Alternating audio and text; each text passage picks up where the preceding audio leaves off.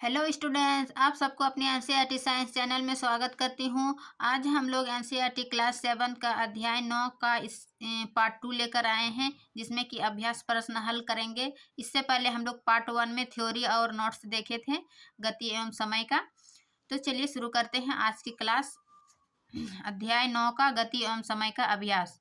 Question number A कि निम्नलिखित गतियों का वर्गीकरण सरल रेखा के अनुदिश, वर्तुल तथा दोलन गति में कीजिए। जैसे कि हम थ्योरी में पढ़ चुके थे कि गति के प्रकार, गति के 3 प्रकार बताए थे कि सरल रेखा, सरल रेखीय गति, वर्तुल गति और आवर्ती गति। तो उन्हीं गतियों का ध्यान में रखते हुए इसका बताना है। जैसे कि दौड़ते समय हमारे हाथों की गति, दौड़ते समय हमारे हाथों की गति क्या था? दोलन गति का उदाहरण था जो कि आगे पीछे, इसका आंसर हो जाएगा दोलन गति। दोलन गति क्या था? आगे पीछे, जैसे सरल लोलक में देखे आगे पीछे गति करना दोलन गति कहलाया। फिर है सीधी सड़क पर गाड़ी को खींचते घोड़े की गति, तो इसका क्या हो जाएगा? सरल रेखा के अनुदिश गति, है ना, जो सीधी रेखा पर सीधी सड़क पर गाड़ी चलती है। सरल रेखा के अनुदिश गति। फिर है का मेरी गो राउंड झूले में बच्चों की गति। देखिए राउंड झूले में गति, राउंड राउंड कौन सा गति बताए थे कि जो वृत्ताकार पथ में घूमता है वो वर्तुल गति कहलाए थे। तो इसका आंसर हो जाएगा वर्तुल गति। फिर है सी सौ झूले पर बच्चे की गति। नॉर्मल झूले पर बच्चे की गति क्या बताए थे? दोलन गति। जो भी क्रिया आगे पीछे हो एक निश्चित समय में तो वो क्या कहलाएगा? दोलन गति, है ना। दोलन गति को ही आवर्ती गति हम पढ़ाए थे, जो कि एक निश्चित समय में दोहराती है। तो झूला क्या हो जाएगा? दोलन गति। फिर विद्युत घंटी के हथौड़े की गति, तो ये भी हो जाएगा दोलन गति, है ना। जो विद्युत से चलती है जो घंटी, उसको विद्युत घंटी कहते हैं। तो उसमें एक हथौड़ा लगा होता है, तो इस हथौड़ा को भी दोलन गति से ही ये गति करती है। फिर है सीधे पुल पर रेलगाड़ी की गति। सीधे पुल पर रेलगाड़ी की गति क्या होगा? सरल रेखा के अनुदिश गति, है ना। सरल रेखा के अनुदिश गति। फिर क्वेश्चन नंबर दूसरा कि निम्नलिखित में से कौन सा कथन सही नहीं है, है ना। इनमें से दिया हुआ है कि कौन सा कथन सही नहीं, ये बताना है। जैसे कि समय का मूल मात्रक सेकंड है, ये सही है, जो कि हम पिछले थ्योरी में बताए कि समय का मूल मात्रक सेकंड है और इसको एस से डिनोट करते हैं, है ना, इसको एस से सूचित करते हैं। फिर एक होगा कि प्रत्येक वस्तु नियत चाल से गति करती है। ये तो कोई जरूरी नहीं कि जितने भी वस्तु है नियत गति से गति करेगा। कुछ वस्तु नियत गति से, नियत चाल से गति करता है, तो इसका ये गलत हो जाएगा। फिर ये दो शहरों के बीच की दूरियां किलोमीटर में मापी जाती है, ये भी सही है। फिर किसी दिए गए लोलक का आवर्तकाल नियत नहीं होता है, वो भी सही, नियत नहीं होता है, ये परिवर्तित होते रहता है। फिर रेलगाड़ी की 4 मीटर प्रति घंटा में व्यक्त की जाती है। देखिए जब घंटा दिया हुआ है तो इसका हो जाएगा या तो किलोमीटर प्रति घंटा या फिर मीटर प्रति सेकंड। तो रेलगाड़ी की 4 मीटर प्रति घंटा में व्यक्त की जाती है, ये गलत हो जाएगा, है ना। 2 कथन सही है, ख और च, बाकी ये 3 कथन सही है। तो इनमें से कौन सा कथन सही नहीं है ये बताना है, ख, और इसका आंसर हो जाएगा च। अब हम आगे देखते हैं क्वेश्चन नंबर 3। क्वेश्चन नंबर 3 में क्या है कि कोई सरल लोलक 20 दोलन पूरा करने में 32 सेकंड लेता है, तो लोलक का आवर्तकाल क्या होगा? तो लोलक का आवर्तकाल क्या देखे कि जितनी एक समय में जो दोलन गति पूरा करती है उसको क्या कहलाते थे? आवर्त गति, आवर्तकाल। तो यहाँ पे पूछ रहा है एक सरल लोलक 20 मिनट में, है ना। एक दोलन जो है पूरा करने में, एक दोलन पूरा करने में कितना लेता है? सॉरी 20 दोलन, है ना, यहाँ पे दिया 20 दोलन पूरा करने में 32 सेकंड लेता है। 20 दोलन पूरा करने में 32 सेकंड लेता है, तो लोलक का आवर्तकाल क्या होगा? यानी हम एक दोलन यदि निकालेंगे तो लोलक का आवर्तकाल क्या हो जाएगा? यही ना आवर्तकाल का डिफिनेशन था कि एक दोलन पूरा करने में जितना वह समय लेता है वो उसकी आवर्तकाल कहलाता है। तो यहाँ 20 दोलन का 32 सेकंड दिया हुआ है, तो हम एक दोलन का निकालेंगे तो 32 बट्टे यहाँ 20 हो जाएगा। इसको हम कटाएंगे तो 1.6 सेकेंड, यानी इसका आंसर हो जाएगा 1.6 सेकेंड इसका आवर्तकाल हो जाएगा। फिर हम चौथा देखते हैं। ये था तीसरा नंबर। चौथा क्या है कि दो स्टेशन के बीच की दूरी 240 किलोमीटर है।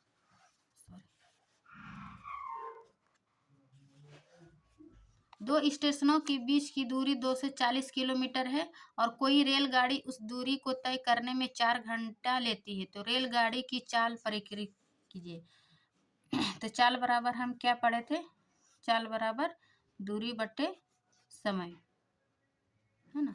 तो दूरी इसका कितना दिया हुआ है? 240 किलोमीटर और समय कितना दिया हुआ है? 4 घंटा। 4 घंटा, तो इसको हम कटाएंगे तो कितना होगा? 4 छक 24, यानी 60 किलोमीटर प्रति घंटा। ये मात्रा याद रखिएगा, यहाँ किलोमीटर में दिया हुआ है और यहाँ घंटा में दिया हुआ, तो हम इसको किलोमीटर प्रति घंटा में लिखेंगे। यानी चौथा का हो जाएगा चाल बराबर 60 किलोमीटर प्रति घंटा की दूरी से रेलगाड़ी की चाल हो जाएगा। फिर हम पांचवा देखते हैं।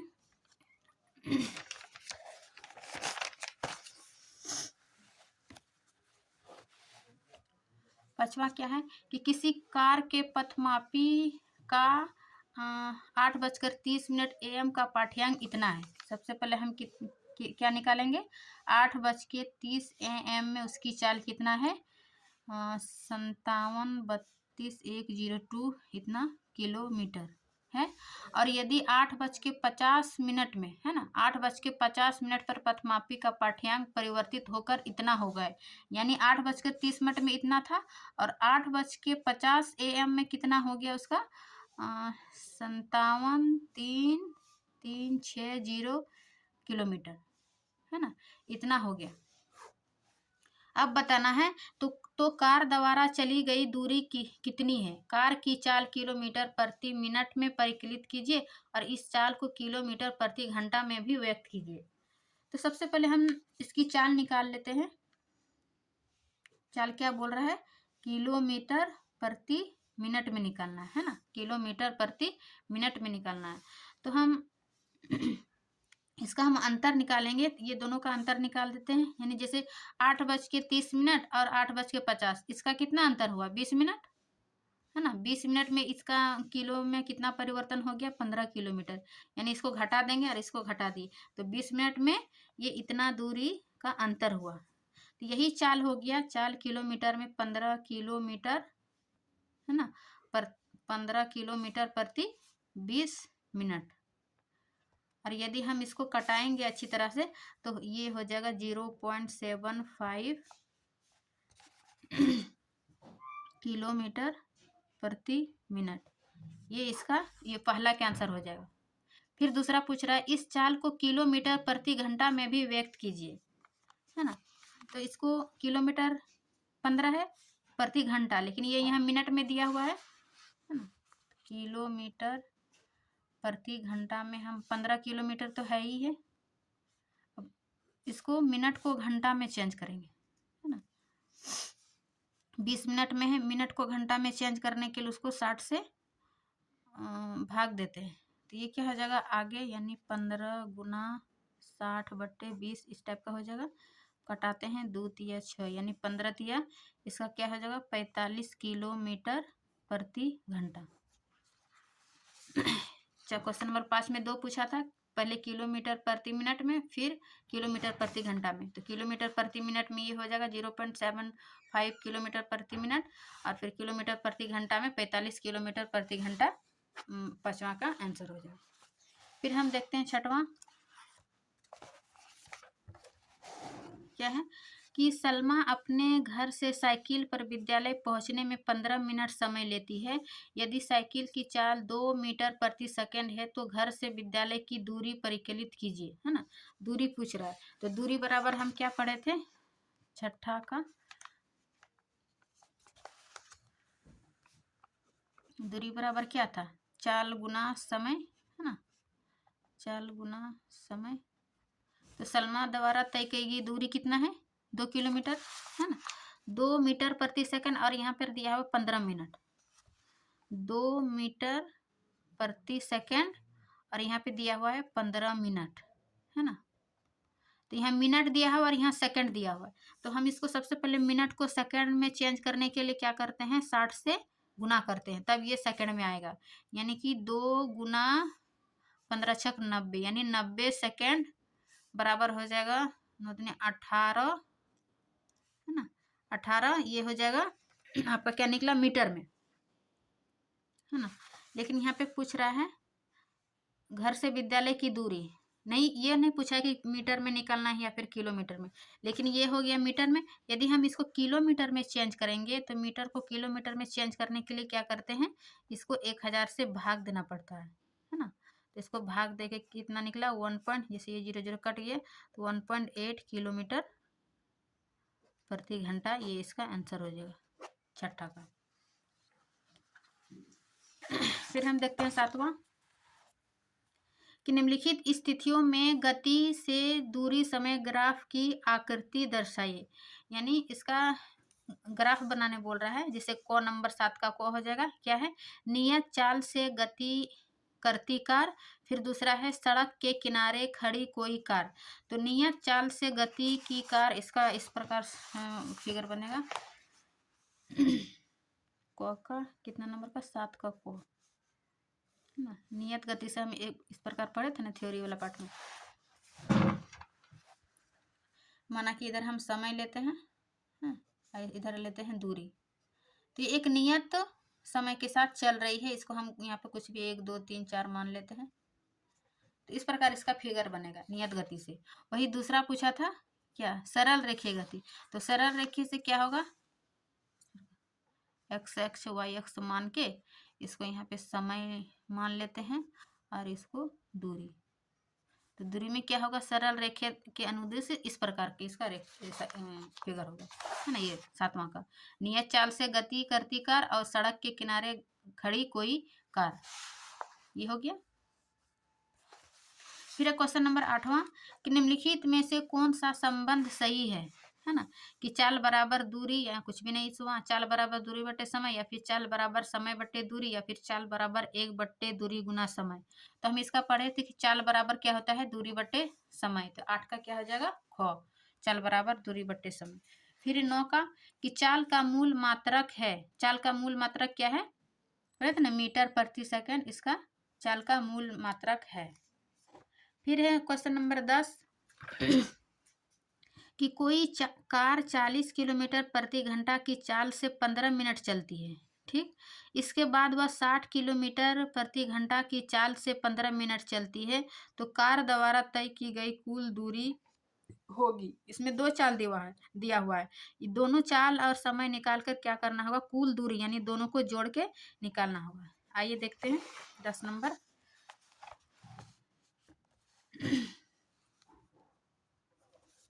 पहला क्या दिया हुआ है, फर्स्ट लेते हैं कि 40 किलोमीटर प्रति घंटा की चाल से 5 मिनट दूरी, 15 मिनट दूरी तय करती है। तो दूरी क्या करना है, दूरी निकालना है, हाँ। दूरी पहले वाला कंडीशन में दूरी निकालते हैं, तो दूरी बराबर क्या देखें, चाल गुना समय, ये था ना, चाल गुना समय। तो 40 की कितनी दी हुई है, 40 किलोमीटर, और समय 15 मिनट।